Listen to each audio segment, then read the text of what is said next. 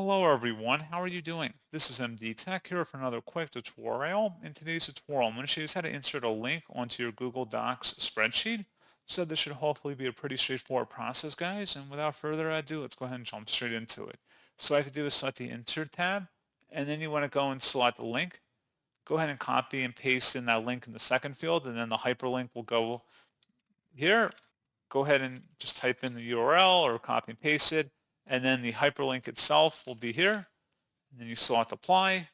And now if you click on that, it should link you directly to the link. And that's pretty much it.